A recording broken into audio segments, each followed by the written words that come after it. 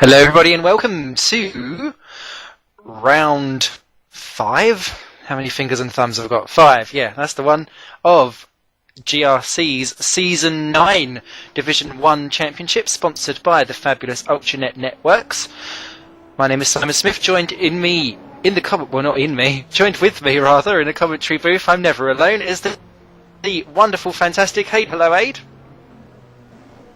Good evening, everybody. Good to see Simon's off form already, because it's round 6.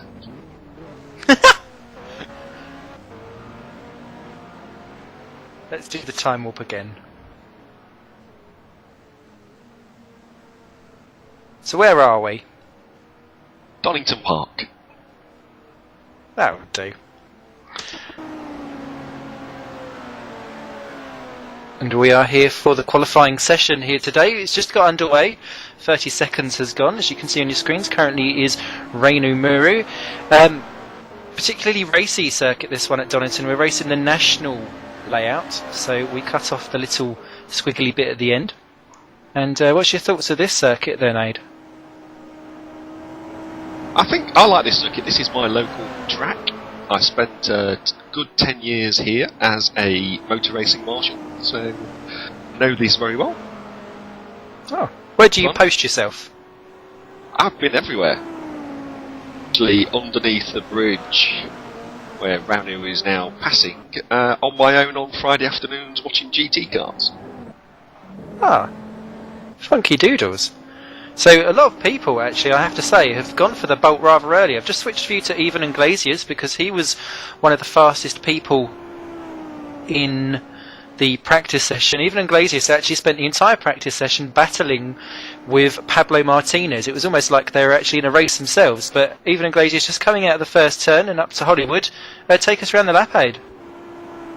So Ivan here coming through the corner curves, should flat out in the GRC Season 9 cars. Hard into the old hairpin under bridge, one of the bridges that still remains after the disaster that was the Formula 1 entry. Now brake hard into McLean's. Right, avoid going off into the gravel there. That's a tricky spot to get out of. Then one of the trickiest corners on the circuit, the blind copy. Simon gets it on 2 wheels, loses on to the out. Don't want to be there. Oh. Now, luckily, us at GRC, we have the benefit of still having the historic Dunlop Bridge to go underneath. Real competitors don't have that anymore, but we've got that. Then into the final chicane with the added sausage curves to make it cutting a little bit more difficult. And Ivan's over in a 1:16.3, immediately beaten by Ranu on a 1:14.6. Randle there deciding not to bounce across absolutely everything in the world. And very scruffy lap there by Ivan. Ivan doesn't do things by halves, and he certainly showed it there, because he's really gone absolutely mental for all of those curves. It's one of those that's quite deceptive. You always think that you want to take in slightly more speed than what you normally can really humanly possibly do, I find, around this circuit, and it's always one that just tempts you to go, oh, this next lap round I'll go a little bit faster, but there's nowhere to go because obviously no runoff areas, and the gravel here doesn't let you out very easily. It's all too easy to become a cropper. It is, and a lot of the corners, the exit, tend to tighten rather than open, so you come through planes like Ivan did on his lap, and you run out onto the grass and lose time. You then try and get a bit through the chicane at the end of the lap, and again you end up losing time.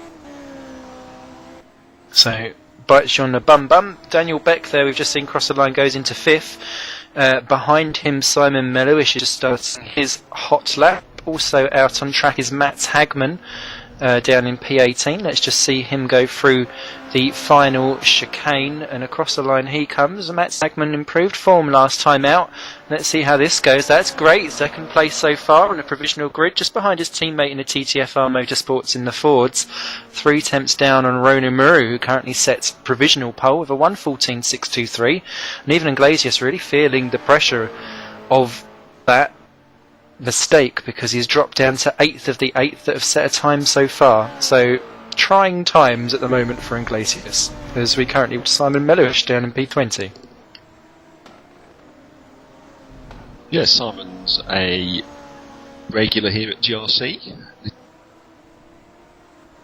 Managed the full suite of races so far, so he's going to get a slipstream here off Daniel Beck. Qualifying lap, so that may give Simon a little bit of advantage if he can get the final chicane correct. Good exit. Slightly wide, but time for Simon. 15.87. Yeah, that slots him into 7 of the 9, so not top notch so far. Alfredo Chiva down in 21 is currently on a hot lap as well at the moment. So currently Renault Muru is top of the charts with Mats Hagman, Randle Muru 3rd, Preet Voucher 4, Marcus Rodriguez, Daniel Beck, Simon Malowish, David Bischoff, and Iglesias round out the 9 that have set a time. You're currently watching Alfredo Chiva with 4.5 minutes left to go. He's the only one out on a hot lap. Oh, as I say that, Martin Palm is just starting here. So let's just watch Alfredo Chiva across the line first as he sets. Oh, that's not a good time at all. Down in the 1:17.0. That's going to put him plumb last. Let's swap back to Martin Palm down in 16th. And see if he makes a better job of it. Currently the penalties for weight so far. Moses Rondon has 56 kilograms, so he's the most heaviest guy out there. Emmanuel Gatzelas 41, Jack Keithley 35, Jeffrey Ruskus 29, Pablo Martinez 13, Mikhail Taluk and George Izquierdo have 11, Jack Nichols 6, and Adrian McNaughton 3. So quite a lot of heavy guys chunking around, a lot of man boobs out there. Yeah, lots of penalties, weight penalties. Shows how mixed up the season's been. Martin Palmer, as we're following him round now onto the back straight, he's currently 9th in the championship. Way off the lead, but having a good season, Martin, as he breaks final chicane. Along the edge of those strips and heads for the line. 1:14.99. Good lap for Martin Palm. I think it'll be. In fact, I read that wrong. No, it's just because Martin Palm actually 1:14.8. Overtaken by Jeffrey Ruskus. Yeah, Ruskus has slipped up into 2nd position, so that does well for Jeffrey. Also out currently on a lap now is Jack Keithley, just coming around the final corner. All the big guns starting to go now as Keithley comes out of the final corner. What can he do with a ton of rear end to throw himself about? And that moves him up into 4th. Just 2 temps down. Weight doesn't seem to be such a massive disadvantage here compared to where it has been in previous occasions. Like last time out, we saw everyone really struggle around Silverstone with their weight disadvantages, as we're now looking at Moses Rondon, who's the heaviest guy out there, just coming around to finish his lap. Yeah, Moses' heaviest ballast on the field today, but done well, and he's brought it round in 2nd on a 1:14.7. So another good lap there by Moses. And on the weight penalties, Simon, I think here it's going to be less of a disadvantage, because whilst you've got gradient, you haven't got the huge starting we had back at Silverstone last time out. That is true. There's a slightly smaller crowd out and about, and not so much of a power circuit. Of course, everything is uphill, especially around the first sector, so it's more about just making sure that you're as efficient through the corners as possible. You can get away with that if you've got weight penalties, as we're watching Adrian McNaughton, who currently has a 3 kilogram penalty, come around. And Adrian McNaughton, a guy that's been slowly improving and making sure that he gets himself home, attacking the sausages quite hard over that chicane, and takes provisional pole with a 1:14.421. And he's been there before, Adrian. Let's hope he can convert this into a decent finishing result, because I think he'll be quite pleased with that. Pablo Martinez down in P21 now is already a 10th up at the end of the first sector, so Martinez looking to attack back in the Cadillac. Also out on hot laps, Mikhail Taluk and Jack Nichols. Jorge Izquierdo is not on a hot lap yet. He'll be the last one to go. but it's going to be very, very intense these last couple of minutes as Martinez heads down into this final chicane. So many different drivers taking different lines through this. How does Martinez go? He just tries to hook his inside tyres inside the sausage and thus try and pull his car around. And what does that do for him? Oh, he's lost time. Dropped 0.2 of a second down, takes P2. I saw someone else slip in. Jack Nicholls goes 11th and quickly slips to 12th because Gagzella slips into 7. So let's see what Jorge Izquierdo, who's the last man out there to set a time, what can he do?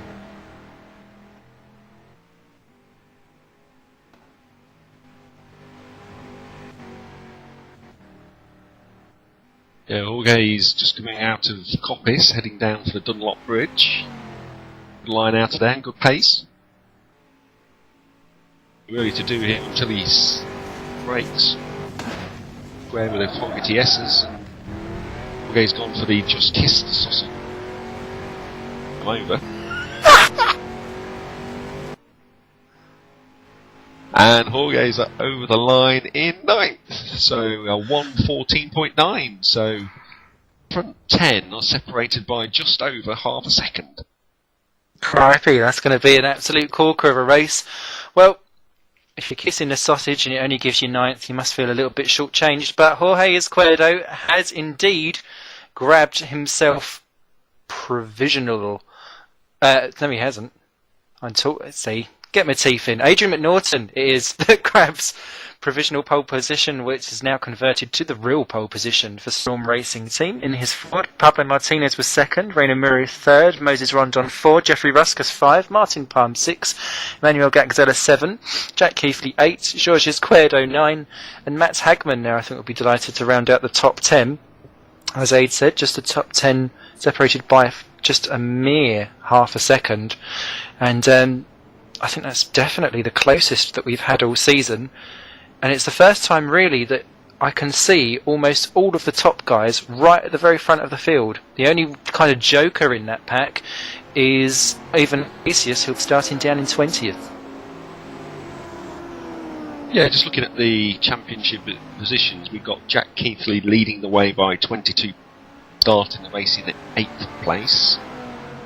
On is that 2nd place guy, and he's 4th. Jeffrey Ruskus tied him starting in 5th, and Emmanuel Gagzella, the 4th of probably the final championship contenders, is down in 7th. But we know Emmanuel can well with this car, so promises to be an interesting race. Absolutely, and it's scheduled for 18 laps or 20 minutes, whichever happens first. And it's going to be the 20 minutes that will come to an end before the 18 laps, something that we're seeing increasingly this year in Season 9, because the races appear to be a lot longer. Tyre wear, do we think that will be an issue around this Donington circuit? I don't think it will be. Don't think so. I have to confess I've only done about 4 laps myself, and that was something like 3 hours ago. Checking if it was working, so I'll tell you myself if tyre wear is going to be an issue, but it's no huge braking zones and there's no long continuous corners where it's going to put wear on and heat into the tyres, so fine with tyre wear unless they're going mad drifting. And talking of drifting, in the practice session I was absolutely amazed to see even Iglesias four-wheel drifting round half of these bends like a nutter on heat, and that's probably why he came a cropper. Himself and Pablo Martinez were literally, it was like they were practicing for being side by side the entire race. It was quite interesting, quite amazing actually to see that they were going at it like nutters in the actual practice session. It didn't quite pay off, of course, by the time they got to qualifying for Iglesias, but I'm sure he won't stay down in 20th for long. Now, everyone's also been warned that this is a non-contact league before we get underway, because it's going to be very, very tight, especially around the opening couple of sectors, and there's always the chance, especially once you get to the end of the Kramers and break into the old hairpin, the concertina effect could catch someone out. those of us from the UK have all seen this year's Touring Car Championship race here, where they took out the rector cell barriers and deposited them all over the final chicane and wiped half the field out. So, yes, we don't get any of that.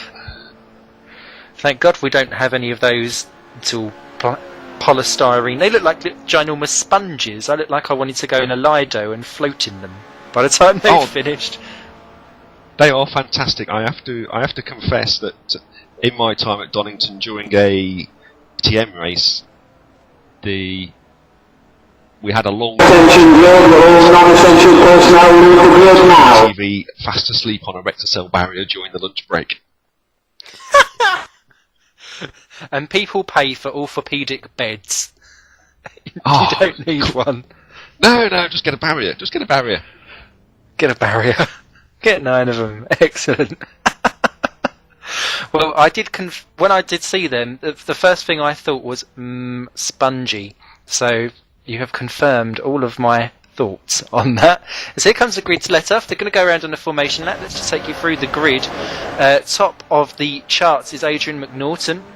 Storm Racing in the Ford on pole. Second on the grid is Pablo Martinez in the Gallica Calidari in the Cadillac. Third on the grid is Reino Murray for TTFR Motorsports in another Ford. So once again, Ford's dominating proceedings to a degree, but they're surrounded very much by Cadillacs. Moses Rondon's fourth in a Cadillac, the Stigline TRA España.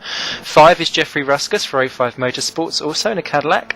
6th on the grid, Martin Palm, DHR Simcraft, top BMW today. 7th, Emmanuel Gaxella for Storm Racing in a Ford as well. Storm doing very well, as they have done all year. 8th, Jack Keithley in DHR Simcraft, looking to defend his lead. 9th, Georges Cuerdo in the second of the Stigline TRA Españas in a Cadillac. And Mats Hagman in TTFR Motorsports rounds out the top 10 for Ford. 11th, Randle Moore in a BMW. 12th, Quick Barger in the leading Lexus. 14th, and starting from the pit lane, is Kyle Talak, Fernando Martin, Daniel Beck. 18th, Simon Meluish, David Mishkov. 20th, Ivan Iglesias. And rounding out the field in first, we have Alfredo Chiba. So interesting there to see Marcos Rodriguez starting from the pit lane. Don't know whether he just missed the 30-second deadline to get onto the grid, or if he's thinking that might be a tactical decision. I'd be quite surprised if it is a tactical decision, to be fair, because you've got to wait 30 seconds really before anything gets away. But here come the lights.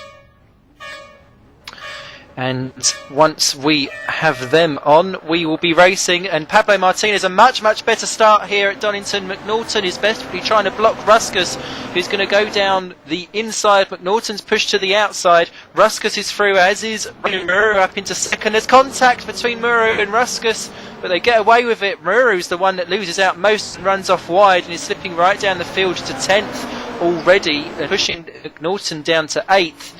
Randy Murray dropped down, went up and then down to 11th, but everyone appears to be safely through the opening couple of corners just about. Even Iglesias has not made up any places, still down in 19th. But up front, our leader is Pablo Martinez.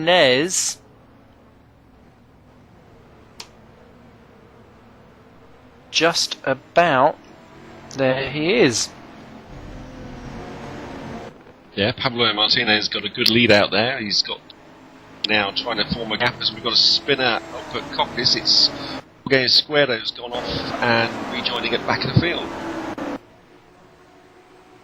So that's not good for Izquierdo. Getting from bad to worse then as they file through the chicane. And it's Martinez, Keithley, Ruskus, Palm, Gagzella, Voucher, Rondon, Muru McNaughton and Fernando Martin up to 10 as Jack Nicholls slides past Randle Murray for 11th and 12th. And all change as Moses Rondon overtakes Mark Norton for 8th as well. So all kicking off here round at the opening lap at Donnington. Yeah, better lines by most people as they come into Crane time, not having to lining up. We're trying to have a look at Don going through hairpin, but that's not possible. But they're forming Caddy's line astern. Well, we better run out, but Rondon's got the inside lane covered into McLean's. They'll be held up here behind the Cadillac chain as things go on. It's not working out at all, and they're all backing themselves up into each other. Pablo Martinez has pulled out a 1.6 second advantage. Keithley up into second with Palm third. Martinez is having some connection-y issues, but look at this battle. 6, 7, 8 and 9. Voucher, Muru, Rondon sticking it in there, and Rondon rear ends Voucher. They're going 3 wide through the chicane. That's not built for that. Amazingly, they all get out the other side. Nicholls there is alongside Muru as they come across the line in an absolute gaggle down into turn 1. Can Voucher hold that off? Look at Nicholls bursting his way back past Reno Muru. McNaughton keeping a watching brief with Fernando Martin there down in 11. But this little gaggle of cars are letting the top 5 all pull away as Moses Rondon leads the rest of the pack through, Aid. Yeah, these 5 are all battling and trying to make positions. As you say, the 5 have galloped off to a lead which separates those away. So I'll quickly have a look at the championships while we keep looking at this battle. Ooh, as Nicholls there goes in very, very deep, runs slightly onto the grass. That's going to allow Renu Muru a good go. Someone else is off in the background. I think that's Mikhail Taluk, because Daniel Beck and Taluk have moved up. Oh, Voucher's off. Voucher's spun down into 11th, and Fernando Martin's run off. He's lost a bumper, and Voucher down to 19th position now. That's not worked out at all well, as Fernando Martin is being completely attacked by that looks like Daniel Beck. The timing screens have gone absolutely crazy, so I can't tell you what is actually going on, but look at this absolute gaggle of cars. I've got Daniel Beck, Fernando Martin, David Bischoff now in 10, 11, 12. Simon Mellowish is 13th. It's not staying still for 1 second. Apologies for my slight confusion in my voice. It's just that the timing screens have all gone a bit cockadilly, so I don't quite know for sure where all the standings are. But Martinez is definitely still leading, although Jack Keithley done fastest lap last time round and closed in 0.4 of a second, so don't consider that battle written off yet either. But the real thick of the action is this whole entire midfield gaggle of cars running from 6th all the way down to about 16th. Amazing stuff. Yeah, amazing battles. Just getting a little news that Jack Nicholls and Voucher had a slight coming together going into Congress last time, which were at least sideways in the track. Well, that was costly for Voucher in the end, because he is now down to 20th position, just at the very back of this. Adrian McNaughton is 18th, and he's just about to steam past Alfredo Chiva for 17th and does so into the chicane. Chiva backs off, and there you can see Izquierdo and Voucher just holding on. And Izquierdo is about to take Chiva. Chiva, the slowest man in qualifying, is about to be gobbled alive by Izquierdo, who's busy trying to plough his way up the order. And I don't see Voucher staying behind for too long either. But everyone is battling like a complete and utter madman on heat, to be quite fair. Yeah, much like last week, we've got little packs of around having battled their own private battles, making much difference. My timing screen this goes wacky and deletes Pablo Martinez, but looking at the cameras, I can see he still is. It's definitely in front of Jack Keithley, but Keithley a lot closer as they come under the bridge this time. Absolutely. It's really close this time. I think Keithley and the BMWs, they got the bit between his teeth. And a new fastest lap of 1:14.324, and well, Keithley is absolutely turning up the wick in the battle for the lead. It seems a shame to... Oh, as Mikhail Taluk is out of the race, he's crashed out down at the chicane, so that's our first retirement, and that's a shame because everyone was behaving relatively well up until then, as here comes Jack Keithley onto Pablo Martinez for the battle for the lead. But just exactly where is the best place to overtake around this circuit, Aid? Well, the most obvious place is into the final chicane, but you've got to get your braking right. In all honesty, other than that, you've really got to be pressing the guy and hoping for a mistake. There's no huge braking zones, there's no real opportunity. Can get a better run out of the preceding.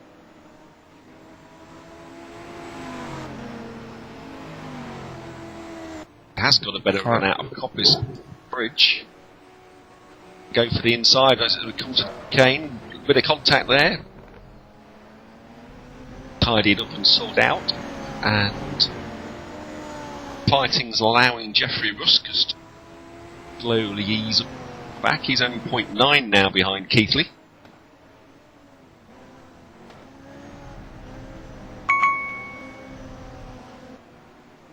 Ooh. So as they come flying up the hill towards everything, I've got on my eyes it's like a cross-eyed badger, because I'm looking at this lead battle up the front and an absolutely cracking battle going on further down the field as well, everyone has split off into their own little pairs. So you've got the battle for the lead that's currently on your screen with Martinez and Keithley. They're about to be joined by Ruskus and Palm. Then Moses Rondon in 5th position is busy holding off Emmanuel Gaxella for 6. Then Rainer Muru 7. Randle Muru and Jack Nichols have all kind of peeled themselves off, as there you can see Keithley just taking a little look there. Then Fernando Martin is leading David Bischoff, Simon Melowish, Ivan Iglesias, Jorge Izquierdo, Mats Hagman, Adrian McNaughton, Alfredo Cheever and Preet Vouger, and Vouger just going through actually off your screens. But here comes Jack Keithley down onto the inside into the chicane. That's looking like last of the late breakers, but Martinez just outruns himself and is able to cut back through again. Let's see whether this can actually hold on. Jack Keithley looks one way, looks the other way. He hasn't got the actual speed to get himself through. Palm is the quickest man that time by. Here comes Keithley down into turn 1. What can he make of this? He's got the inside line. He just needs to run wide and push Martinez out to the extreme outside, but it's not going to work. Side by side they go up the hill into Hollywood and then further through Kramer. What can they do here? And unfortunately, Keithley, is he's going to make a lunge for it? Yes, he is! Into the hairpin. Martinez just about holding on. Contact between the two. Ruskus trying to get himself involved as well, and Keithley might find himself shoved right the way down the field. Simon Melowish is disconnected from the game and is out. Ruskus trying to go around the outside, and Keithley might find him shuffled. Indeed he does! Ruskus goes round the outside into 2nd position. That's a fantastic move by Ruskus, able to take full advantage of Keithley slipping back down the order from a failed move. Martin Palm sits pretty in 4, and an absolutely cracking four-driver train comes ploughing down the hill into the chicane. Here comes Ruskus. What can he do? He's got the bit between his teeth and he's got the straight line speed, but he does not have the confidence on the brakes. Martinez, that's not how you do that. And Ruskus dives through. Keithley's just going to follow in his slipstream, and Martinez now is the man to get shuffled down, as here comes Martin Palm about to have a go through, and suddenly, as Martinez tries to hold on round the outside, doesn't quite work, but Martinez, the man that time by. Fantastic action here, Aid. It is. Drivers going side by side down Craner curves, always a true test of driving skill and ability, as Pablo Martinez puts the rear wheels on the curve there in the entry to Old Hairpin, and you don't want to be doing that here. Way back past Keithley's tail gunner of Martin Palm to chase him back up, so by 2 as we go back towards Coppice.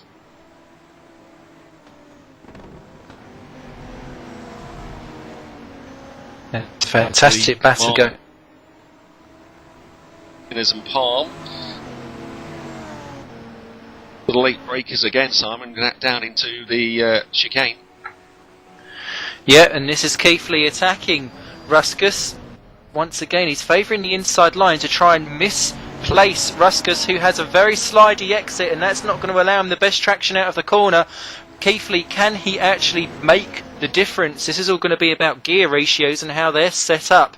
But Keithley, despite having the better exit, does not have the inside line for the next corner, and that is a fail on that part.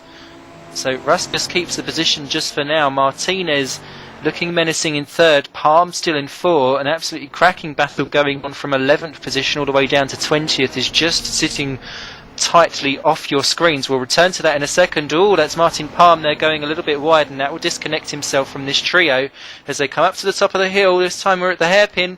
What can happen here? Not a lot. 3 in a synchronised train. It's almost like they're connected by string and just pulling each other around this circuit as they come into the final curve before the back home straight. And what can Keithley do this time by? As we ride on, Jack Keithley Cam almost as he's taking a nose into the corner. Ooh. Once again there, Ruskus has got that down to a T. He knows exactly where to place his car. Keith, though, is much better equipped, but Ruskus just takes the extremely aggressively defensive line.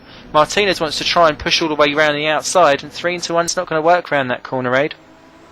No, another one of those Donnington corner titles on the exit, so you can't really have a go around the outside. Again, has to tuck in behind Ruskus. Martinez is there, and Palm's looking down the inside of Martinez into the old hairpin and's got the job done, pushing Martinez slightly wide. Tail gunner back, going to McLean's 11th time. Palm and Martinez.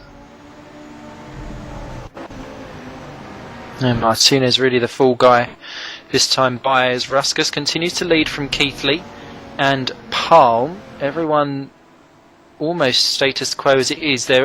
Everyone running completely nose to tail further back down the field, but in terms of actual overtaking, not a ton is happening. Everyone's kind of looking and having a go, just as Keithley is here. This is the best that Keithley's been alongside so far, and he's going to try and make much more of a meaty effort, and he blocks Ruskus's exit. He couldn't do the switch past and block, and that puts Keithley into prime position. He now takes the lead. Ruskus is now boxed in by the 2 DHR Simcraft cars as they work together to try and keep Ruskus behind. Ruskus having to brake early. That's going to push Palm to the right outside, and Ruskus at least was able to hold one of the DHR back, but that was great teamwork in boxing in Jeffrey Ruskus in the 05 Motorsports Cadillac by the 2 DHR cars. And well, that's teamwork in symbiosis, and Keithley takes and holds on to the lead. Now it's just a question of manoeuvring to try and get Palm through. Palm's got 2 wheels on the grass, that's not going to help, and that's going to push him right down the field. Ruskus more momentum round the outside, but Keithley's just going to force him surely back off the road into 2 wheels. Indeed he does. They're now joined by Moses Rondon in 5th position, who has quietly got himself onto the back of this, and Rondon is straight past Pablo Martinez. He takes no nonsense, does he? And look at Raymond Muro, who's joined onto the back of this. So we've suddenly got a 6-car battle for the lead, and I wouldn't discount Emmanuel Gaxella and Jack Nichols from joining onto this soon as they come into the chicane. It's Jack Keithley from Ruskus, Palm. Ooh, Palm a little bit excitable on the exit there, and there you can see the field just streaming through the cameras, and wow, Keithley having to go defensive again. Ruskus got smacked between the two, but Keithley survives for another day. Ruskus takes rally action to the grass, and that's going to allow Palm a go. But it's just really a complete toing and froing of power shifts, and from 1 minute you're offensive to the next being defensive, and you've just got to try and adapt yourself for the right situation, Aid. Yeah, and the drivers are falling over each other. Tap is cost tenths, and that tenths allows the car behind to get on the back as Palm looks on the inside on never an option. Bike got here not 2, so Palm now tucks in behind Ruskus. We're going to have that 6-car chain again as we go back through Coppice. So by the time we're under the Dunlop Bridge, we should have cars fanning out ready for the chicane, and chaos down there. Absolutely. Look at the lines that Keithley is taking as they come down the back straight. Ruskus there has got nowhere to go. He almost has to chop Palm off. How's everyone going to get through this time? Oh, only just about as they come flying out of the chicane altogether. Who's the loser that time by? It actually looks as though Ruskus may well be the loser and Jack Keithley the winner, because this is giving him a half-second break that he needs. Palm having a look as Rondon tries to go down the outside. Not going to work out this time for Rondon. Martinez stays 5, Rainer Muru 6, even Iglesias in 12th has just overtaken David Bischoff, and Matt Hagman's just followed him through off your screens. So there's still battles going on right the way down the field, but as you can see, the leading not septet, it will be septet soon because Gagzella's closing in. As here comes Ruskus once again down the outside of Keithley, but that's not gonna. It's always going to end in a closed door as Ruskus there four-wheel drifts on the exit. It's almost to try and get as best exit out of the top of the hill as possible as you come down to the final 2 corners before the back end straight to set yourself up for a go down into the final chicane. And Keithley has it covered once again, just taking the extreme inside line, and you can almost try and straight line that chicane as much as possible. Ruskus has his nose to the outside, but then he's always going to lose out because that door is going to be closed once again. Ruskus needs to change his strategy and push himself from one side of the circuit to the other. 88% race distance completed as they come down towards turn 1 aid, almost 3 abreast again. It is, and I think have sussed best on the brakes out of Cadillac into that final chicane, and that's forcing Brian go round the outside, which isn't back on the inside power of the Cadillac. So Ruskus is going to have to come up with a different strategy, go round the outside into the final chicane. Round here, you can't go round the outside of McLean's. Tried that 4 times and hasn't succeeded yet. So. Be 3 wide. There's Rondon making opportunity trying to be 3 wide into copies, but that's never a good idea. Nearly made it stick though, and actually I was just about to say that I have Moses Rondon down as my kind of dark horse, although he's just kind of put an end to that as Emmanuel Gagzella and Jack Nichols is joining onto the back of the train, and that then makes it an octet as they come out of the chicane. And wow, I don't think I've seen a battle for the lead as we come on to 95% race distance involving a train of 8 cars. Absolutely nuts. Keithley, Ruskus, Palm, Rondon, Martinez, Muru, Gagzella and Jack Nichols now joined in the Lexus, and these 8 have pulled themselves clear as Randle Muru is now joining onto the back of this. The top 9 guys separated by just 3 seconds. Absolutely stonking racing here at GRC. It is, and what's interesting is the front guys are about a second a lap slower than they were at the start of the race because of fighting and battling. And that's what's allowing this chain just to get bigger and bigger. As you say, we've got 8 cars in the chain now, and Keith is going to lead them all around back onto the usual down the straight and the braking point final chicane. Ooh, Jack Nichols has just put an excellent move on Emmanuel Gagzella for 7th and 8th and 9th positions, as we've just seen that. Randle Muru there fancying a little bit of face in the action as well. Let's see how they all get down into the chicane. This is about the most orderly we've seen them all race actually for quite some time. Keithley leads through from Ruskus, and oh, who's that? That's someone going off quite awfully. It's Rainer Muru down in 9th, and that's because Jack Keithley wins the race. 100% distance, that came perfectly there for Jack Keithley. Fantastic win. Almost didn't stop for breath there by 1/10 of a second from Jeffrey Ruskus in 2nd. Martin Palm grabs 3rd. Moses Rondon 4th.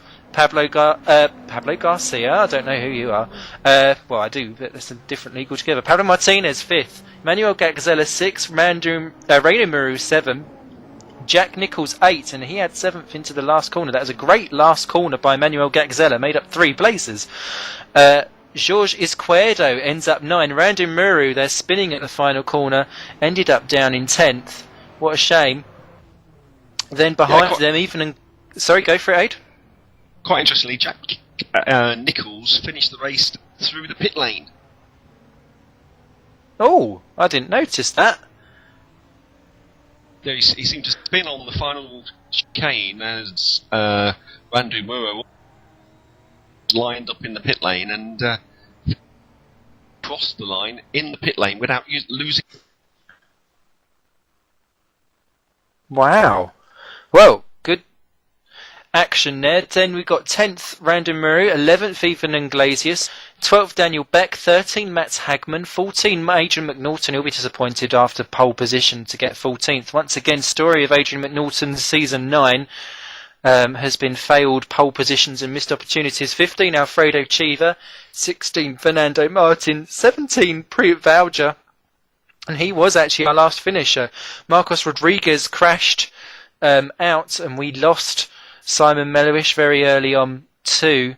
And people just apologising to everyone. Randy Murray says he's going to hit his head up against a brick wall. So obviously he was the person that caused the accident potentially there with Jack Nicholls. So that's a shame. But wow. If that's what it's like after 20 minutes of racing, God knows what it's going to be like after 40. I need a Valium shot. Yeah, it'd be interesting to see how tyre wear was. So I think I'll try and nip down to the paddock and get a few opinions on tyre wear, see if it might influence the... But I'll leave you for a moment, Simon, and I'll go and do some around in the pits. Oh, you devil you. That leaves me to chat absolute cack for the next couple of minutes, which is what I do so well. And, well, this, of course, the penultimate round, then, for GRC Season 9. A shorter stay this season, purely because we got Christmas in the middle. As we are moving forward to qualifying in a few minutes for the feature race. But of course, Division 2 starts next week here, where Ada and myself will be busy attempting to make a good meal of ourselves. And we've done quite a job of making a meal of ourselves. I know I was upside down on lap 2, and Aid was busy being caught out as well with various accidents, so we'll look forward to entertaining everyone with a domestic violence act. Don't want one of those. There's already a sausage at the chicane. We don't want any more. But Division 2 will take place next week. Oh, I know. I've heard rumours. With the management. The management? I'll offer them one of those little barriers. So take a chill. But where are we afterwards? Oh, we're at Monaco, aren't we? For the finale. Jewel of the crown, as everyone likes to say. Although news down at the paddock is actually, I don't think people are looking forward quite so much to that kind of race. You can open these type of cars around Monaco, but it's more going to be a race of attrition, concentration, whereas these type of tracks I think are a little bit more popular because it allows you to have wheel-to-wheel action and drive your nuts off, to be quite fair.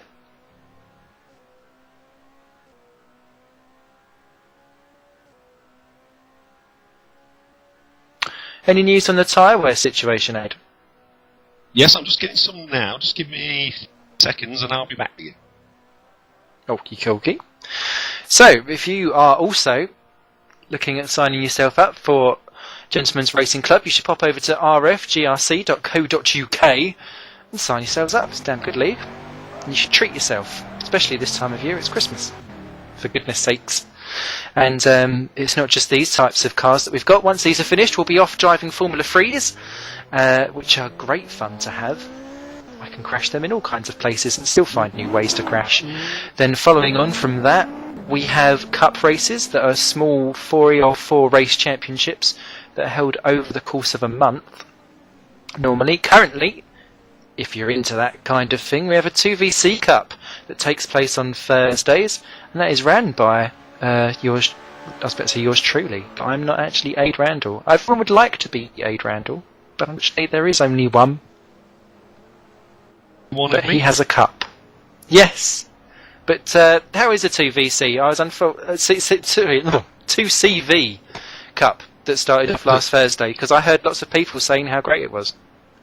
It was great fun. We had just a small field last week of 9 drivers. We're expecting to be up to a dozen this week. Everybody was impressed with the complete lack of power in the car. But it makes it good fun. And everybody was amazed with just how fast Pablo Martinez could get the thing off the line while the rest of us sat there spinning our wheels. Excellent. Excellent stuff. So that takes place on Thursdays. Roughly what time, if you want to turn up for one of those, do you have to be there for? Be there for 8. We have a random and reverse grid system, so no qualifying. You'll get mixed up and drop for 4 races. Each race is 15 minutes, so it's action, and then it's 5 minutes of break to tea, and then back out again with another random grid for following race. Super duper. And I think once that's finished, I'm looking at organising a cup together. So if you have any cars that you fancy having a go round, give me a bell or a private message on the forums, and I shall definitely take it into consideration, because cups are good fun, and all the fun of GRC without all the drama of a championship involved. So why not? Just 52 seconds left until we move forward to qualifying. This Division 1 Championship is sponsored by Ultranet Networks, who's been a long-term sponsor of the GRC, and we'd like to take this opportunity to give them our thanks and gratitude, and I hope they all have a rather funky Christmas. Any presents that you're looking under the tree this year, Aid, as a sim racer? I'm busy this year. I've got a couple of music albums I'm trying to persuade my daughter to add to my Christmas list. Normally it's the other way round, surely. Oh, she's already got a list that's too long, so... Ah. Try to corrupt her taste in music. It's all my fault, apparently. Ah. Never mind. See, my parents said to me, the reason why we didn't buy you anything off your shopping list for Christmas was that you have to get used to early in life that you will always be disappointed. I thought, thanks, Mum. Well, one thing not to be disappointed while we wait for them to go to qualifying is the gamer day. So, if you're out there, find your nearest gamer and give them a hug. Oh, share the love. Cuddles all round. Yeah. I've got enough spare tyres to go round. And us gamers need a hug. Absolutely. It's not all about first-person shooters. Which actually I've never had an urge to play a first-person shooter. It's really lost whole ethos. So yes, don't shoot a gamer, hug a gamer. Yeah, you're missing out. It's came after for me. I don't know. Give me Audio Surf and Parappa the Rapper any day. It probably reveals more about my life than anyone really should care to know. Qualifying is underway now. 10-minute session. This is, of course, a feature race, which includes a mandatory pit stop. We'll talk about tyres after the session, but I'm assuming that a lot of people will try and either fill their car up as far as they can fill it, so that they can make the quickest stop possible if they're trying not to change tyres. Seemed to be the kind of gist that everyone was going for last time out, Aid. Yeah, there's lots of passing my instruction, my wife, that I'd like a drink. Class, so could I have a custard cream, please, Mrs. Randle? No, you can't, because I'm having them. Oh. Well, He's apparently going, though, in Jack Nichols' garage. Oh! I thought Jack ate all the pies. Well, that was the rumour, but apparently he dropped a few. Well, beggars can't be choosers, and I shall have them off the floor. I might grab one of those curbs down there and have a sausage As Martin Palm then starts off his hot lap, and we saw Martin doing relatively well in the opening race. Didn't quite transfer. Oh, he didn't quite transfer car to track coming out of turn 1. That's not quite the way to do it. He's following around Georges Cuerdo, who is on an out lap at the moment, so that might be a little bit distracting for him because they're quite close. This is Cuerdo now actually pulls completely off the line to get out of the way, but Palm's going to be pretty much the first one to set a time. Reino Muru also out and about on track. In fact, let's jump to Reino Muru because he's been a surprisingly quick driver so far this season. Really came of age, Reino. He's been in the shadow of his brother Randle for quite some time, but this year's really blossomed into his own driver for TTFR Motorsports in the Ford, and he's just coming down the final straight now into the chicane. Let's see if he takes this nicely enough. Look, oh, unsettled on the exit there, and that will just lose you time all down the straight. So I don't know if that will be pole for him this time round. A 1:14.731, not disrespectful by any means at all, but he may find himself struggling slightly as Palm doesn't improve and stays with a 1:15.442. So that's not quite great for him. Yeah, just looking down the drivers currently in hits game, so he's trying at the back because he won't have an interesting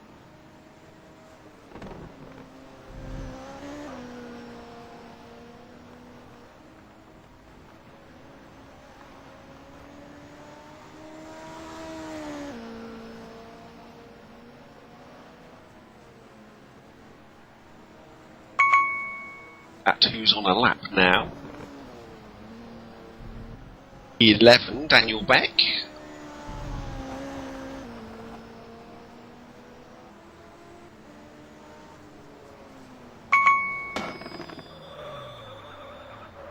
Okay, as Randy Muru crosses the line and takes 4th position currently. Daniel Beck, as I just heard Aid referring to, is out on a lap and he's just coming across the line now. Let's just see where he pops into. And he was respectful midfield last time. He slots into 4th position, so that will do him no harm at all. Georges Cuerdo, though, let's see where he is. He's going to come through to 2nd with a 1:14.975, and that's a bit better. Well, no, actually, it was Iglesias that made a mess of his qualifying lap. So is Cuerdo once again sitting at the front. And looking ready to attack. Jeffrey Ruskus, though, in P9, looking quite good at the moment, Aid. Yeah, Ruskus here. He's Iglesias, who's brass on his outlap.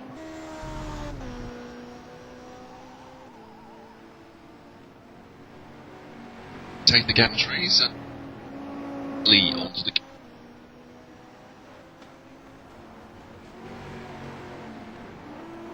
brass gravel trap, going well.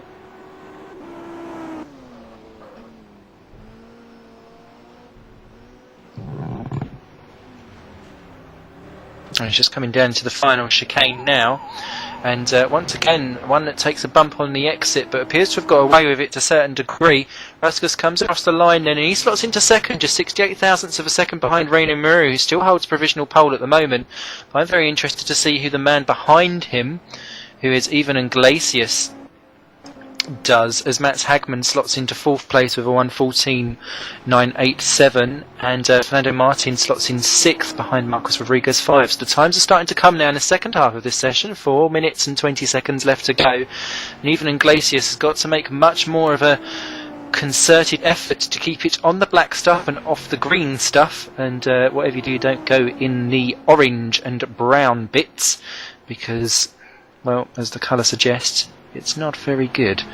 And even much more reserved this time round on this lap. A lot less tail happy, it has to be said, from this car, and he's not got too many corners left to go as they come. Oh, as I say that far too soon, and that's even more of a hash of it than he made it in Q1, and even a slap on the barriers for good measure.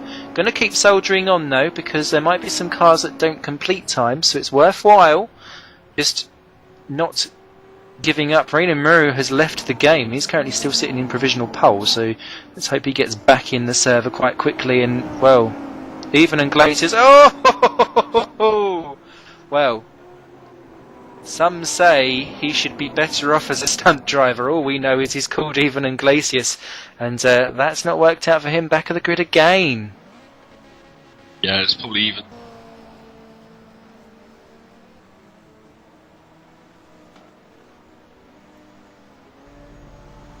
Out his curves into the final chicane. Grid for Ivan. Out on a lap at the moment with Jack Keithley coming round to set his bridge. Heading to the chicane. He's a 10th up currently, or just under 2 tenths up on what is Ruskus's time. He was 68 thousandths ahead of Rainu Muru when he comes back into the game to rejoin. So let's just see where this puts Keithley, and that will put him on provisional pole. He's a 10th ahead of Ruskus. So good job there by Keithley. Once again, he put himself quite firmly in the picture. Pablo Martinez in P12 is the next man out on a lap aid. Yeah, Pablo's working it down the crane.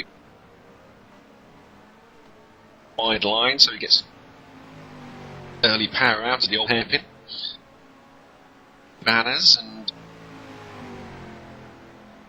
planes. Cat Cadillac looks black and gold. By Mick Duncan again this week. A little break from smoking cigarettes. Be a little tense and Emmanuel Gagzella has slopped into second position just while we've been watching Martinez go round, and Martinez not been effective around the first couple of corners. He's a quarter of a second down as Martinez comes across the line. Where will this slot him in? I say fourth. Oh, yep, fourth position it is. And just a 10th ahead of Alfredo Chiva, who's moved into 5th. So that's a good effort by Chiva. And that just leaves Jack Nichols and Adrian McNaughton, I think, left to set times. So let's just see where Adrian is, because Adrian was our pole sitter first time by. And Bridge behind him, but not.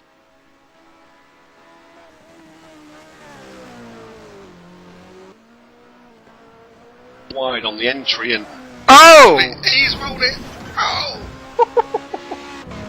Now, the thing is, if he can get it over the line, he's still Ivan's time. That's true, actually. He's not. Oh, we know he's a couple of seconds down, but a brave effort there by Adrian McNaughton. Just 10 seconds off pole. Good their job. There's not a 107% rule going on, but what a shame there for Adrian. We were saying earlier about the touring car style driving. Yes, we spoke a little too soon, I feel. As and I think Jack Keithley must have, not Jack Nichols came in 8th at the end of all that. So, Jack Keithley took pole position in the end, providing Rainu Muru rejoins the game. He will start alongside with Emmanuel Gagzella, third. Jeffrey Ruskus will be 3rd, Pablo Martinez 5, and Alfredo Chiva rounding out the top 6. We'll go through the grid properly once everything goes on. I've just informed Adrian McNaughton live on the Clyde. Oh, great. Oh dear. Well, Adrian, he did send me a private message right at the beginning of the season, actually, because he's quite relatively new to actually racing online with other people around. He's extraordinarily quick over one lap, but he's so concerned over his general, not so much his race pace, but just his general racecraft, racing and other people. He says that he then gets so nervous sometimes that he thinks he's going to make a mistake. It's almost like he's mentally prepared himself to then go and have one. But Adrian, I think, definitely, use season 9 just to get the experience under his belt, and he'll be a force to be reckoned with come season 10, providing he stays around. He will, and Adrian's had a difficult challenge this season. Like many who around them, who Adrian was quick pace and upon the admins at GRC. Adrian's going to be one pace and put him in Division 1. So, more entertainment he would have. Probably learning a few lessons he wouldn't.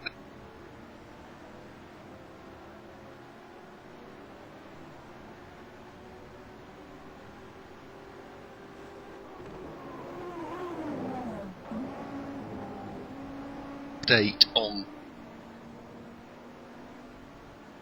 are correct from then Jack Keithley now has a 29 point placeman Jeffrey Rusker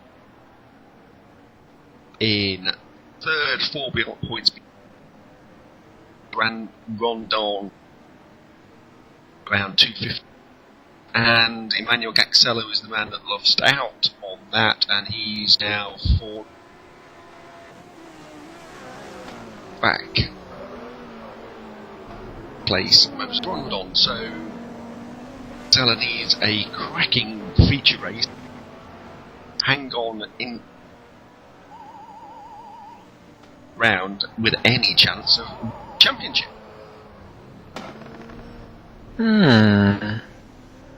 That's quite interesting. I mean, I know myself, I kind of forget long term. As Moses Rondon joins into the game, he didn't get the chance to qualify, so he'll start right at the very back. I always forget that the long term championship aspirations, so it's always great that our friendly neighbourhood statistic man is able to keep us very much in the picture as you're looking at the now deceased Dunlop Bridge. Hugs and kisses. Hug a Dunlop Bridge Day there should be for that. Can't believe that's gone. But a slightly smaller grid will be forming up for this feature race, looking like we're going to have an 18 car grid, if not a smidgy bit less actually. So that's going to ensure we could possibly have just an 18 car train from start to finish. In fact, it's going to be a 17 car grid by the look of it. All non-essential personnel leave the grid now. So all non-essential personnel, get the hell out. That's all. And I know. I feel so feeble.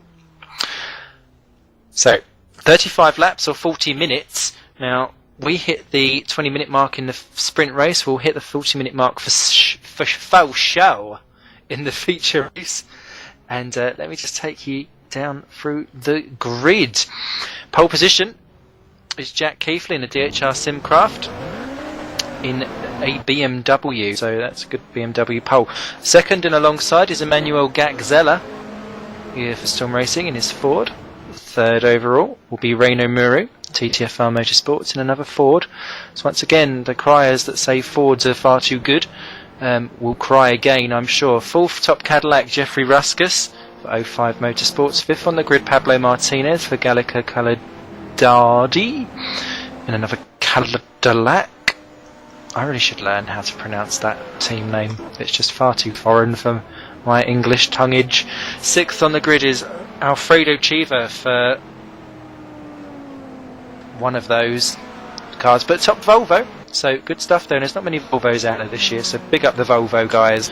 We support you, Alfredo. Seventh on the grid, George Izquierdo for Stigline TRA in a Cadillac. 8, Mats Hagman, so that's a good result there for Mats.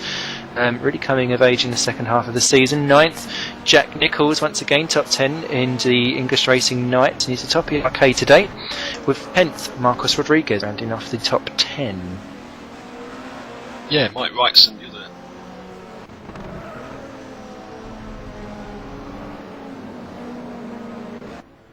No, Martin. Astra. Strange, it's the only Astra in the field. down in 11th, Martin Palm 12th, Daniel Beck 13th, Randle Moore, Ivan Iglesias off at Cop down in 5th, and Adrian Kane rounding out the field. Entertaining, nonetheless, providing it looks anything like race 1. The field come lining up once again. Moses Rondon is starting from the pit lane, so we've got a pit lane starter. Here comes the lights though, 4, 5, and we are racing here for the feature race here at GRC. Round 6, and look at Jack Keithley pull away, an absolute disastrous behind as everyone tries to hold on to each other as Gazella basically throws himself across the track at the mercy of everyone else.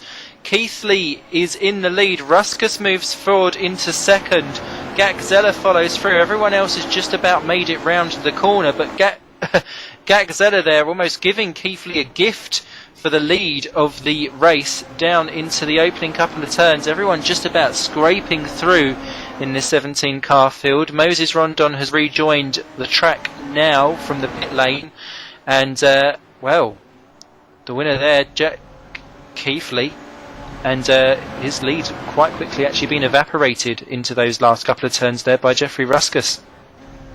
Yeah, the big loser on that first lap was probably Martin Palm, who's way back down to 13.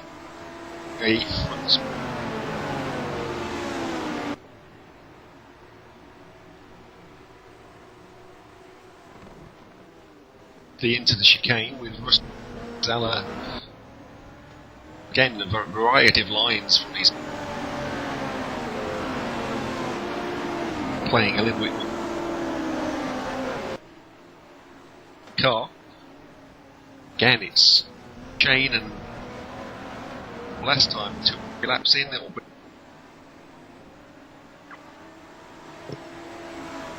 going for it, but nice and orderly at the moment with Keithley down the Craner curves. Definitely. Keithley then lead Ruskus from Gazella, Martinez, Muru, Izquierdo, Nichols, Rodriguez, Chiva dropped down to 9. That wasn't a good start from him. Martin rounds out the top 10. I saw Randle Muru being completely boxed out down at turn 1 at the start of lap 2, and he lost 2 places there as Daniel Beck moved forward into 13th, but Muru's just moved back into 12th as Ruskus there dives through and takes the lead off of Keithley. That was a good opportunistic manoeuvre, and Keithley's about to be shuffled quite quickly because through goes Gazella into second place in the Ford. So it's Cadillac, Ford, BMW, Cadillac, Ford, Cadillac as they all come ploughing down into the chicane, and Gazella with the straight line speed fancies a lunge. He's very late on the brakes, somehow able to make it stick, and that's a good clean manoeuvre there by Gazella as they all come flying through. Oh, someone's on their roof almost down in the midfield. Who's that? It's Ivan Iglesias down in 13th, dropping down to 14th position. Jack Nichols does the fastest lap and he's down in 7th as 14th position. Ivan Iglesias, never failing to disappoint, drops down to the back of the field as Max Hagman and Aid McNaughton, you just saw on your screen, ever come together down into turn 1. But Manuel Gazella currently leads the way from Ruskus, Keithley and Martinez as your top 4, with Jack Nichols following off the best of the rest just behind as Moses Rondon all out on his own sets fastest lap. Here comes Ruskus on Gazella though, Aid. Yeah, Ruskus trying that line again with Gazella. He was trying for the good old switcheroo as a certain. But you're not going to manage to switch up planes, but he chanced now as he coming out to Coppice, but Gazella's got the Ford fast in a straight line, so it's going to be Cadillac Power versus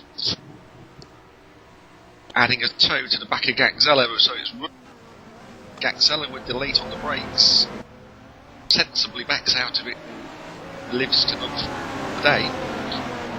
Go over the line this time, it's Ruskus, Gazella, Keithley, Martinez and Nichols. Yeah, it's looking fantastic there. And Gazella was just wrong-footed very, very early on in that lap, and that allowed Ruskus to go through and take the position. Someone's moving down. It's Georges Izquierdo who's dropped down, I think, to 7th.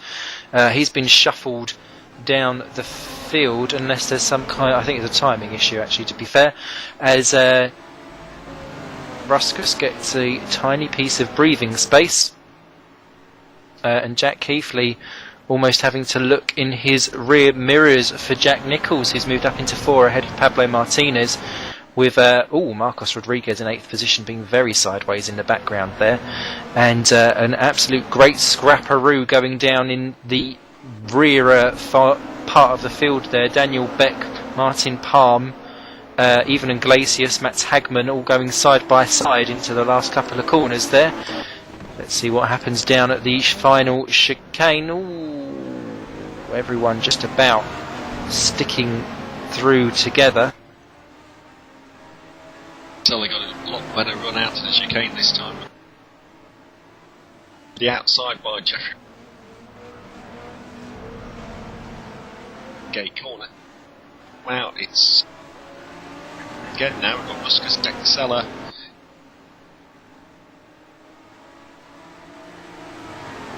Reliably informed K, as does Jack Keithley's.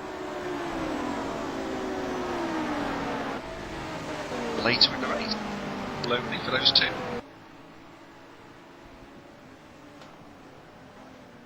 Moses Rondon does the fastest lap just off your screens. He of course started from the pit lane, so he's been busy trying to catch up, and where everyone's actually been quite good with each other, there's not been too much drama and controversy to let him catch back up the field, but he's just doing it purely on pace alone at the moment, as Ruskus once again has pulled out enough of a gap, I think, to keep him safe.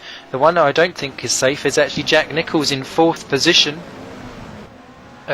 He was right up close to Jack Keithley, but appeared to actually break earlier down into that chicane. Alfredo Chiva is the one that's being pushed down. I've just seen him lose up 9th place to Randle Muru, as here comes Gagzella once again round the outside.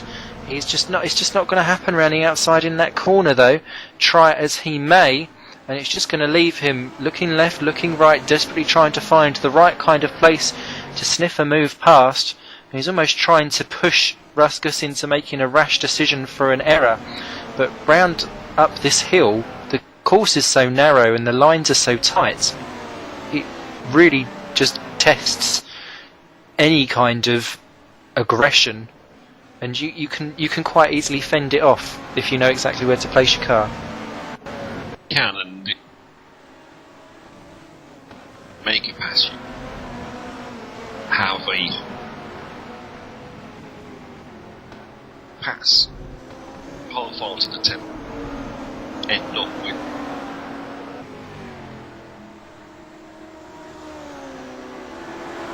closer to keep Zeller 2-wheel out of the chicane way if you want to drive down the straight. But this time Simon up at the front. Yeah, they've actually been not too bad. The main pack of the action actually is going on down in 12th place, as here comes Martin Palm having a go at Daniel Beck, who's just moved past him round the outside. Alfredo Chiva is dropping further and further down the field. He's now slipped down to 13th, where he just keeps on getting shuffled down, and it's Fernando Martin, Daniel Beck, Martin Palm, Alfredo Chiva. Then we have Mats Hagman is in there. Oven and Iglesias is unable to really commit and get any further upfield, but this little gaggle from 10th all the way down to the very last, the only person who's not involved is Moses Rondon, and he is just a couple of seconds now behind this lot, and once Rondon catches up onto the back, that will be very interesting indeed. The battle for 2nd, 3rd and 4th though is just got a lot closer. If I just jump back to that, because here comes Gagzella. That's going to be a brave move down into the chicane. He's sticking his nose in. Are they going to make contact? No, they don't. Good driving there from Keithley and Gagzella, and Nicholls is all the way in. Gagzella going extremely defensive. Nicholls has nowhere to go. He's going to try and use a double toe to get back past Keithley. Keithley runs wide, and that's going to allow Nicholls through, and Nicholls is going to try and do the pair of them down into the the curve. Then he's going to go up through Hollywood into Kramer, but he's having to back out of it, and this is all allowing Jeffrey Ruskus just the tiniest bit of brakes as these three begin to scrap among themselves, allowing Ruskus to pull out a small little gap, and that could be all that we need around this tight Donnington circuit, where racing really has been paramount all race. They're losing it.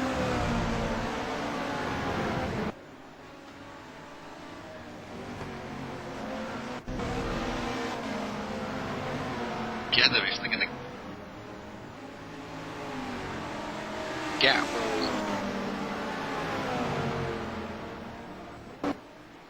One was about the distance.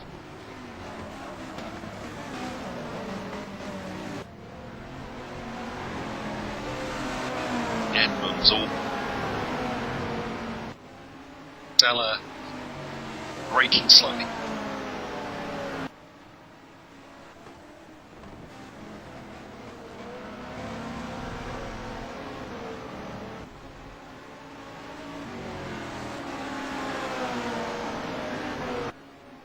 Regular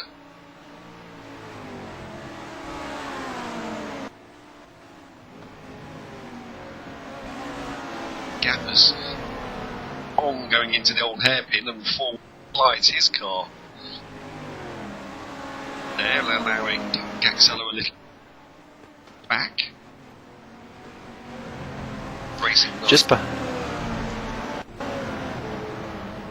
onto the back of Gaxella. Simon? Yes, sorry to interrupt you. I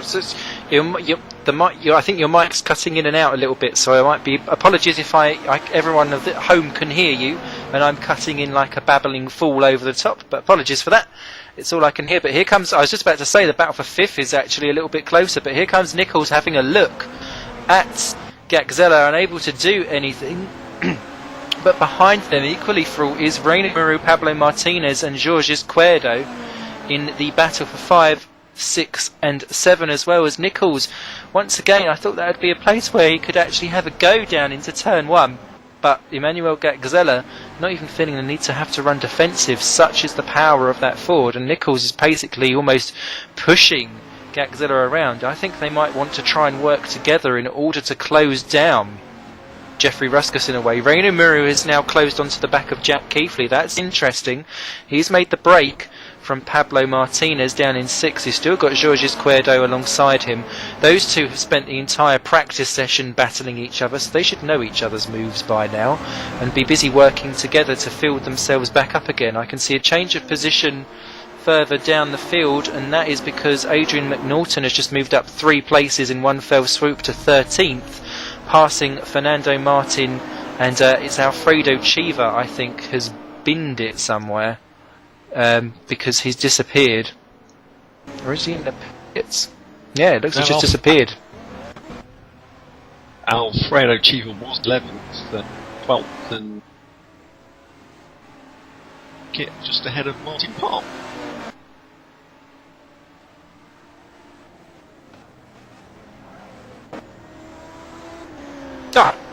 And there he is on my screens. Apologies for that, everyone. I was having a little bit of a technical meltdown. But as you can see, the battles just at the front of the field are equally as fraught, all the way down in the battles from to the right to the back of the field, as I've just seen Daniel Beck almost spin on the exit of turn 1. There you can see Mats Hagman, Alfredo Chiva, Martin Palm, Adrian McNaughton. They're all getting right into the thick of the action, and it's great to see. There you can see the rundown of the order on your screen, and we're watching the battle for 2nd, 3rd, 4th and 5th now with Gaxella, Nichols, Keithley and Muru. Yeah, the interesting thing here for Gaxella is that as Nichols dives and jumps over the curb at Coppice, is that Nichols isn't challenging for a championship this season, so he's the odd man out in this little group at the front. So Nichols goes to the inside, him and Gaxella nudge as they both want that same piece of central road. Gaxella's got the corner, so for once it's Lexus leading forward from BMW, but we've got a Cadillac way out in front, 2.2 seconds clear. Yep, and that was decisive there for Nichols to be able to hold the straight down there. That was a great move by Nichols. He'd got himself easily passed down the straight, and Gaxella was coming back at him through the straight line speed, but Nichols held his ground. And another fine overtaking move. He'd done plenty last time out. round Silverstone and made himself very much a name. And for English Racing Knights, Gazella then down to third, and immediately under attack by Jack Keithley. And Keithley, of course, carrying a lot of weight, as is Gazella too. Ronan Muru is carrying a lot less weight in that 5th position. Nichols barely carrying anything at all, just 6 kilograms. So it would be interesting to see how that all pans out, especially tyre wear wise, as Gazella likes to try and run as long as possible before he pits as well. So it will be interesting to see how strategy starts to come out. As here's Marino Muru in 5th position, pulling out to have a look at Jack Keithley. Looks a little bit too far back for my liking indeed. He does back out of it. This now allowing Izquierdo and Martinez, who have not been battling each other quite so hard, to now close into this. So the battle is now 6th down to 7th. I can see positions swapping like mad further down the order. It's Martin Palm and Adrian McNaughton side by side into the final chicane in a battle for 12th, 13th. Adrian McNaughton being pushed to the outside. Martin Palm, I think, is going into the pits, and he's going to be our first one really to come in. So that frees up Adrian McNaughton, and Fernando Martin moves up into 14th. And Martin Palm's car actually looks a little bit worse for wear and battered. So he's the first man into the pits. 39% of our race distance completed. Even Iglesias, actually, I believe, has already pitted well, because he's dropped down to 17th. Obviously couldn't make his progress up the field quickly enough, and therefore has decided to cut his losses and try and run solo. And while everyone else is battling and losing potentially a second a lap, he may be able to make something of that, Aid. He might, and he's just past Martin Palm in the pits, as Palm had a fairly significant amount of damage to have to repair, so Martin's got his splitter and all his bodywork quickly hammered back out. So Palm, I think, racing for position, and probably a top 10 rather than an outright win.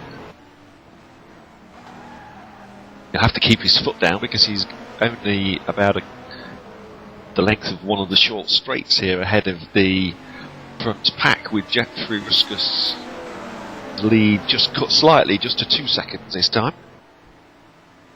Still being chased by Nichols, Gazella, Keithley, Raul Muro and Izquierdo, as all the cars work their way through, as Muro makes an attempt on Izquierdo. Izquierdo's going around the outside, but gets the inside for McLean's. Muru manages to hang the Ford round the outside, full front wheel drive off the curve, and keeps the position. Manage that in a rear wheel drive car. Yeah, good defensive moves there by Muru over the battle for 5th. You can see Jack Keithley having a look at Gazella for 3rd position down into the chicane, but once again Gazella just able to pull away that crucial couple of centimetres at the very last moment. No one peels into the pits that time by, so everyone continues to drive on down into the last little couple of corners.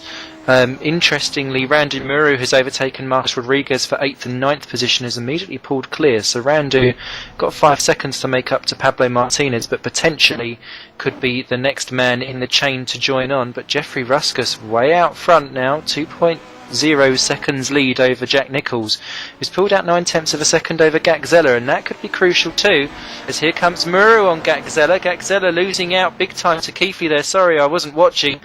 But Keithley is through, Muru is now through too, and Gazella down to 5th. Let's see what happened.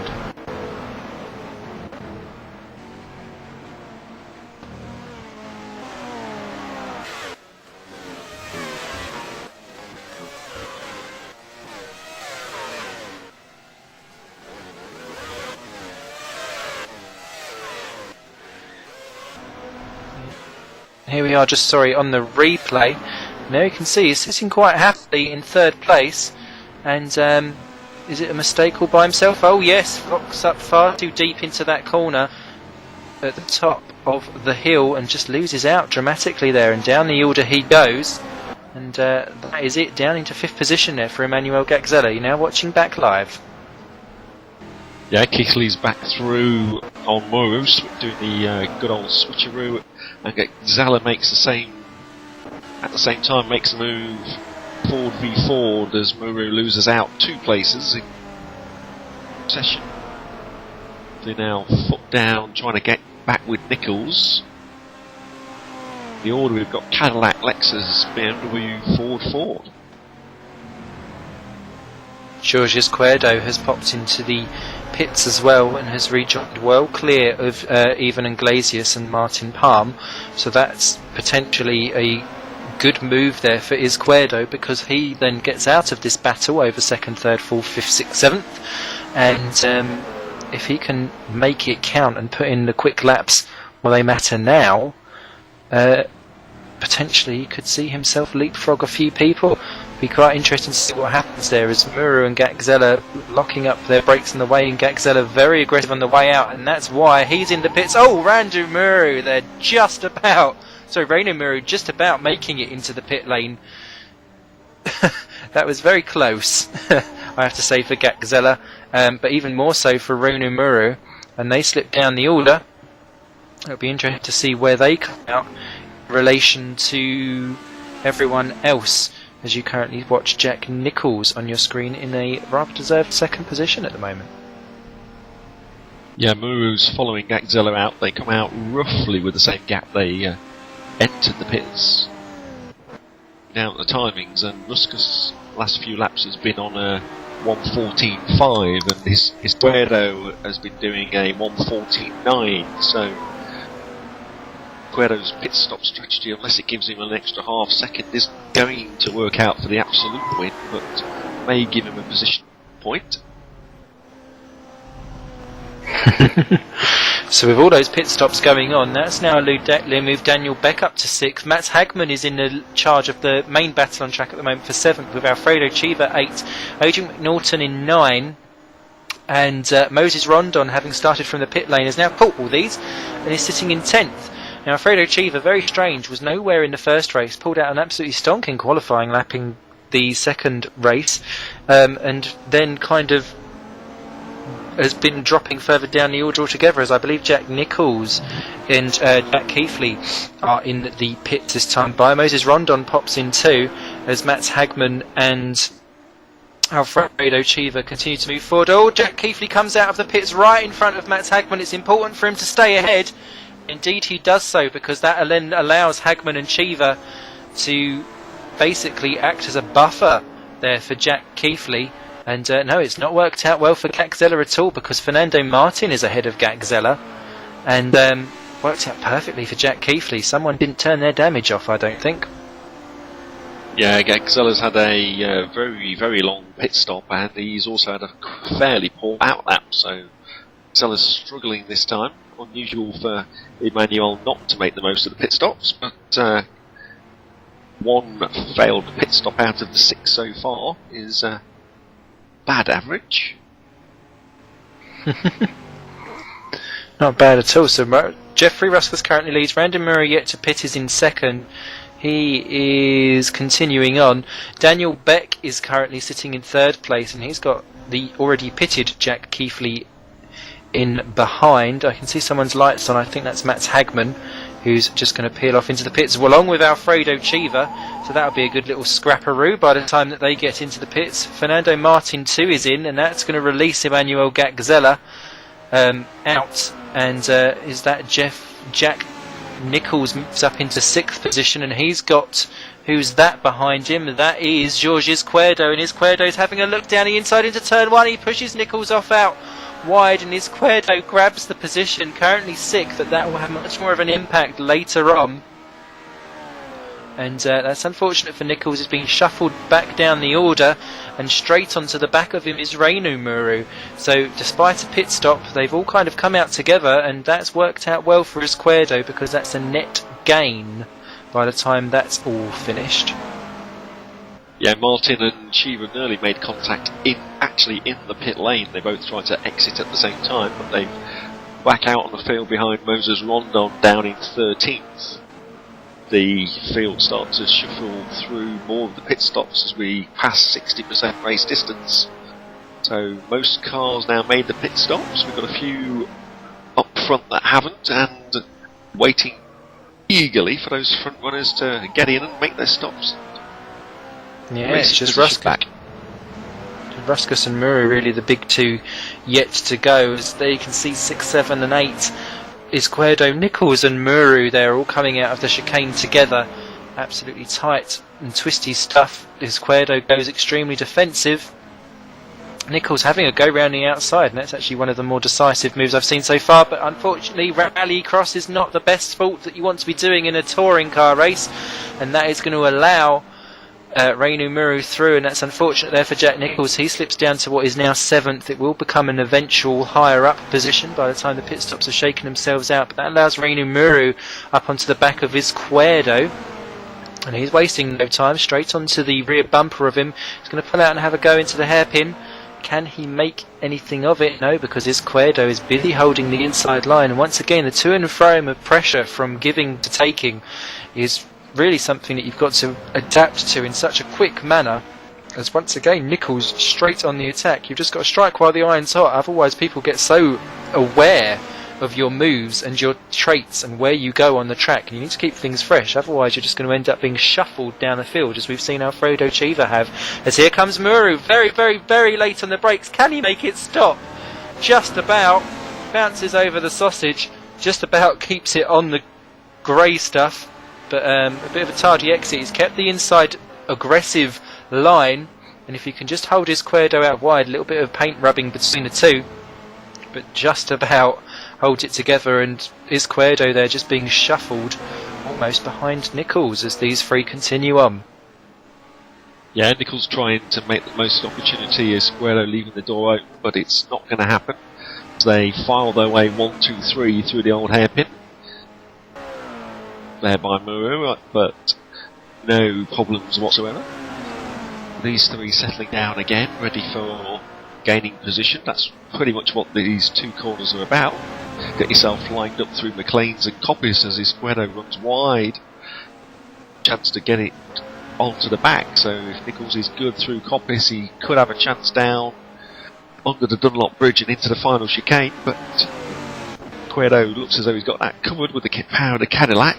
Muru's giving him a nice big toe, and it's all looking fairly sensible. That's not a sensible position for Izquierdo as he misses his braking and gives Nichols a chance to get Green on the start-finish straight, and Izquierdo's forced to go defensive.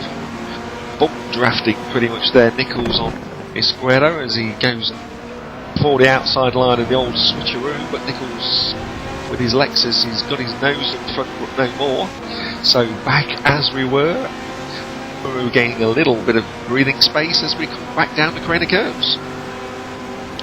Thank you. Well, we're just looking back from the rear bumper of Georges Izquierdo. Jack Keithley has been into the pits and got back out again. There you can see Jack Nichols getting a little bit sideways as they come up to the top of the hill, which has given Randle Muru the lead temporarily for now. He's got 10 seconds over Keithley, so we won't definitely keep that the time they come into the pits, but Randle really going very, very long in this race.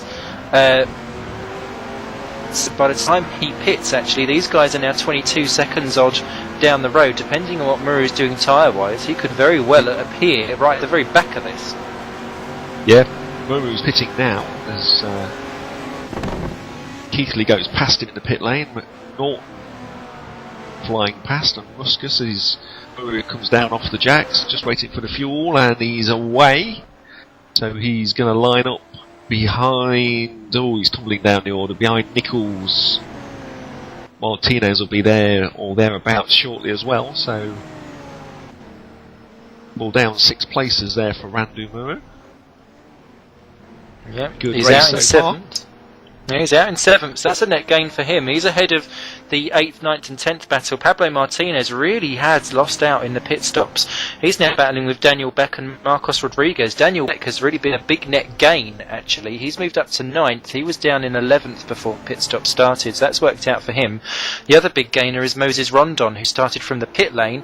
He's now up into 13th and attacking Mats Hagman over 12th quite quickly in the next lap or so. Mats Hagman really a loser outer, but Jack Keithley then leads by 3.8 seconds after the pit stops, going up to 4 seconds in a minute by the time they've come through these last couple of corners. Gagzella third, Muru, Izquierdo, Nichols, Randle Muru, Daniel Beck. Pablo Martinez, Daniel Beck and Marcos Rodriguez round off the field, and Glacius is now in 11, so it's not really worked out for him. Mats Hagman is in 12th and about to be taken by Moses Rondon down into the chicane. Rondon desperately trying to squeeze himself through, failed to do so. Hagman goes extremely defensive and bumps himself on the sausage on the exit, and he appears to have had enough momentum to cover it because Rondon had an equally poor exit out of the chicane. Cheever down to 14th is being reeled in by Fernando Martin. Martin Palm down to 16th. It's not worked out at all for him. And Adrian McNaughton is the final runner, and the only man that's going to be lapped as well. So not worked out at all well for Adrian once again. Yeah, Adrian was saying in the gap between the two races that he thought he'd got a tap somewhere and caused him some technical issues during race 1, but it looks as though he's having more of those issues in race 2, but he's said that in the interlude between races that this is Adrian's first season of competitive driving, so he's still showing good form and good position, proving his racecraft all the time. Absolutely, and as long as you keep clocking up the finishes, then eventually things will start to come your way. As something is going on down the order. No, it's a timing glitch. Mats Hagman still holding off Moses Rondon in the battle for 12 and 13. 78% race distance completed. They're pretty much one of the closest battles out on track at the moment. Aside from that, we've still got the battle for 4th, 5th and 6th with Muru, Izquierdo and Nichols. They're not letting each other go, although they're kind of at the most furthest out they've been so far, as Rondon tries to misplace Mats Hagman at the top of the hill. Very, very close there. Rondon quite clearly very fast. He's got the fastest lap of the race, courtesy of him actually spending most of this race by himself. Oh, and a tap there on the rear end of Mats Hagman, almost displacing him. But these two, I think, will be battling for some time to come as the 4, 5, 6 gaggle of cars now close themselves up to each other, and looks like there's game on back up the front, Aid. There is. Keithley's gap is being closed down by Jeffrey Ruskus. While we were talking about Moses Rondon, he can't afford to finish this race down in 13th if Keith's going to win, because that'll give Keithley 50 points for the win. Rondon, if he stays down in 13th, will be on a lonely 8 points. So that's a very, very costly pit lane start then. Really costly. 42 points he's giving away if these positions don't change. Crikey. I'll have some of them if they're up for grabs. Need every point I can get as Izquierdo and Nichols go onto the grass there in their attempts to get round Rondon. Someone is slipping down the order. It's Daniel Beck. Is he really dropping down the order? It's not. It's a timing glitch again. But these three line astern down the back straight. Muru having the need to go so defensive, it's almost going to compromise his exit. He, though, pulls across, unlike a lot of other people. He doesn't feel that he's actually got the confidence to almost straight line the chicane as best as possible. These three now holding each other up, allowing Randle Muru to slowly reel them in up front. The gap up front is now down to 2.3 seconds, so Ruskus is not giving up on Jack Keithley by no means at all. He's got 17% of our race time left to do it, now down to 16, so that's just a few laps to really bag it, win it, and down the champagne for it. But this intriguing battle going on for 4, 5 and 6 between Randle Muru, Georges Izquierdo and Jack Nichols. Two Ford, a Cadillac and a Lexus, so 3 different makes, 3 very different drivers in style. And yet they all find themselves within a couple of thousandths of each other. Yeah, they've each got their individual corner, it seems, where they're quickest. This seems to be Nick's corner through Coppice, and he's again trying to go down the inside of Izquierdo. So he's got it done this time with the help of a tow from Brown and Muru. Jack's looking for a little bit extra, and probably was better place to tuck in, which he's done now. So, fully good position. So now we've got Muru, Nichols, and Izquierdo as we cross the line. Nichols trying to make it round the outside. Muru takes the centre of the line and should hold a position through Redgate, and he does. Izquierdo takes the opportunity onto the back. Now the difficulty and the challenge is going to be who's got the tyres to last us this last cent of the race. 13 Also, how are they? Yeah, and they're gonna catch, I think, Adrian McNaughton in 17th to lap him as well. So that's going to be an added little joker in the pack by the time they get there. As Nichols has another look at Muru, unable to do anything about him at the moment. Another corker of a battle is 9, 10, 11 and 12 with Daniel Beck, Marcos Rodriguez, even Iglesias and Moses Rondon's just joined on to back of that. Those lot are all going at it as here comes Nichols. This is his favourite corner coming out there. He seems to have such better drive coming out of it, but just not the slipstream or the grunt in that Lexus to really make it stick. And you could really see there, Ford versus Lexus. Ford wins out down in a straight line. Izquierdo a bit scruffy on the exit. And those three pretty much are as you were as they cross the line for now. I'm just going to jump back to the battle for 9 because they were swapping positions into the chicane, and that is why Marcos Rodriguez has tried to go down the inside of Daniel Beck. They contact Rodriguez on the grass, and he's going to lose 3 positions in one fell swoop. Through goes Daniel Beck, through goes Moses Rondon, who takes even Iglesias there and moves up into 10th place. Next in his sights is Daniel Beck, who's almost like a corkscrew in a bottle of drivers that just want to explode out and go mad. And these 4 drivers, almost 4 abreast practically in some respects. Oh, Rondon there giving Daniel Beck a bit of a tap. A little bit naughty Beck, 2 wheels on the grass, that's going to misplace him.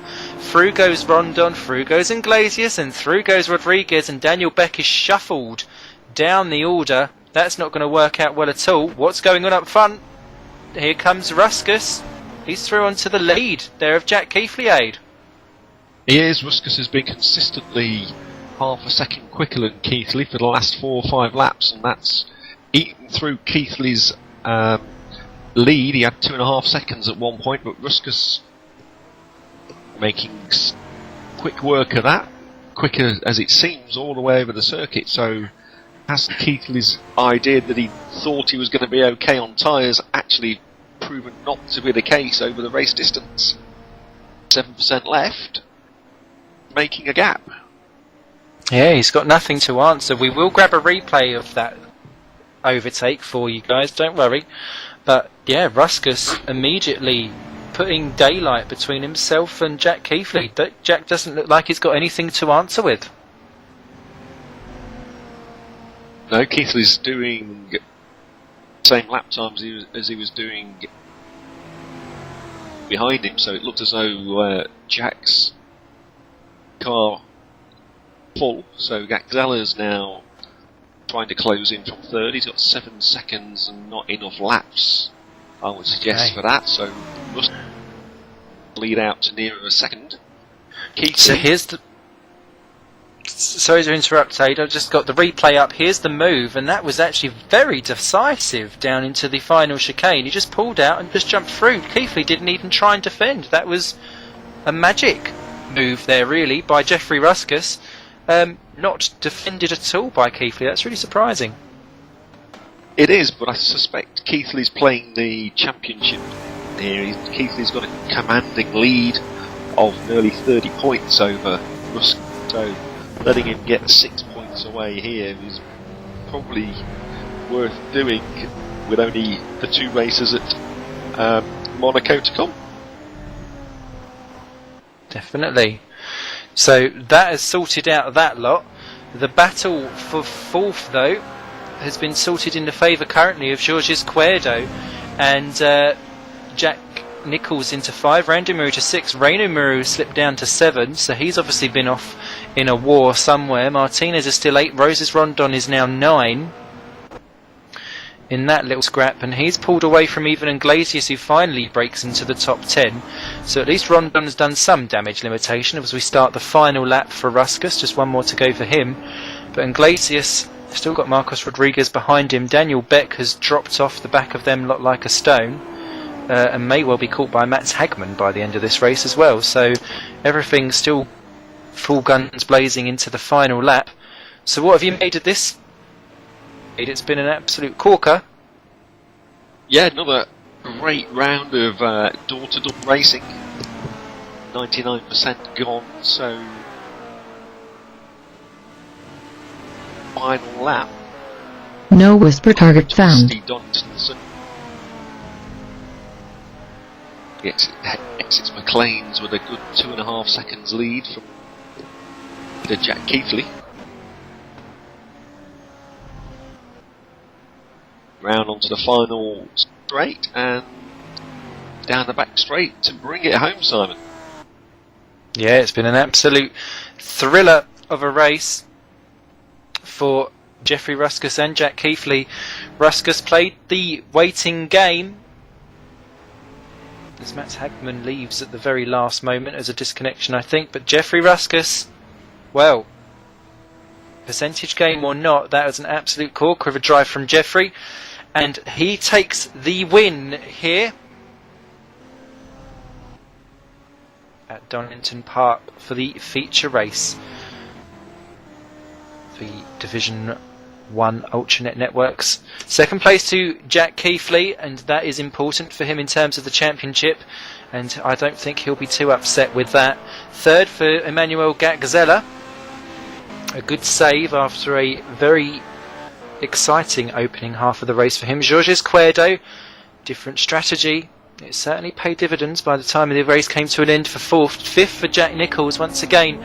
That's only his 6th race start so far this season, and he's showing ominous signs that if he goes full time for season 10, he could well be a good force to be reckoned with regular top 5. 6th for Randle Muru, made going extremely long strategy wise payoff for him. 7th Reinu Muru, once again foiled at the last moment for Muru. 8th Pablo Martinez, just an awful pit stop followed by an awful outlet paid to him.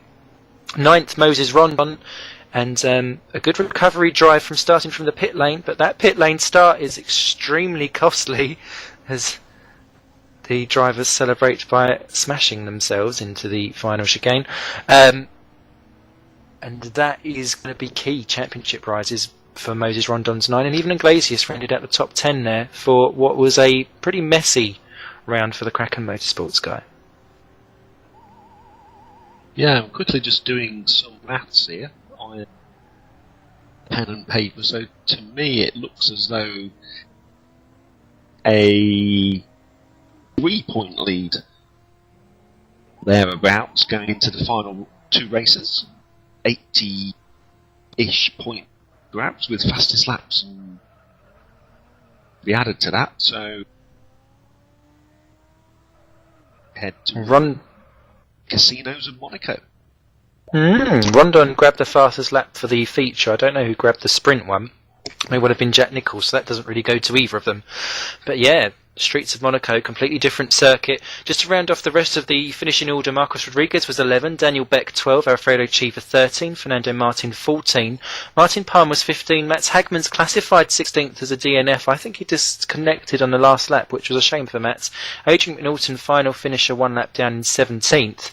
Every driver then, aside from Mats Hagman's disconnection on the final lap, finished, which I think is the very first time I've ever seen that in a GRC race, so congratulations to everyone, that needs to be noteworthy. However, Streets of Monaco, completely different circuit. Who do you think will go well there, Aid? I expect those with little weight will have the advantage back again. Oh, me buggered. Because obviously Monaco is a bit more of a stop-start circuit, but like here, there's not going to be many passing places, so based on today's performance, Ford seems to have the edge on the braking, and to some extent it has the edge on the power. and straight line speed. So can Gazella do something remarkable? But Gazella's going to win the championship by my maths. He's going to need a bit of a miracle. Butternut. About as likely as Liverpool winning the Premiership. Ooh. Of course, Monaco, nice close barriers, and Jack Keithley will have tons of weight, of course, for that. If he just bungles at the qualifying lap and gets himself stuck in the midfield, there's no telling what can happen. So things are never over until various fat people sing. So don't count your chickens just yet, Jack. And how are we looking for next week for Division 2?